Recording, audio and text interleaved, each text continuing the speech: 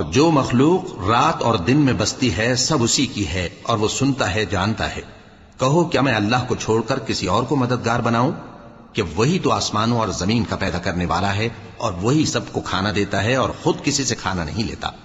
یہ بھی کہہ دو کہ مجھے یہ حکم ہوا ہے کہ میں سب سے پہلا فرما بردار بنوں، اور یہ کہ اے پیغمبر تم مشرکوں میں نہ ہونا۔ یہ بھی کہہ دو کہ اگر میں اپنے پروردگار کی نافرمانی کروں تو مجھے بڑے دن کے عذاب کا خوف ہے۔ جس شخص سے اس روز عذاب ٹال دیا گیا اس پر اللہ نے بڑی مہربانی فرمائی اور یہی کھلی کامیابی ہے۔ اور اگر اللہ تم کو کوئی سختی پہنچائے تو اس کے سوا اس کو کوئی دور کرنے والا نہیں، اور اگر نعمت و راحت عطا کرے تو کوئی اس کو روکنے والا نہیں۔ وہ ہر چیز پر قادر ہے اور وہ اپنے بندوں پر غالب ہے، اور وہ دانا ہے، خبردار ہے۔ ان سے پوچھو کہ سب سے بڑھ کر قرین انصاف کس کی شہادت ہے؟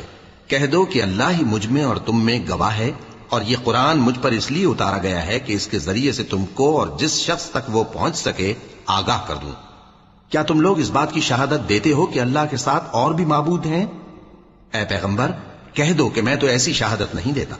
کہہ دو کہ صرف وہی ایک معبود ہے، اور جن کو تم لوگ شریک بناتے ہو میں ان سے بیزار ہوں۔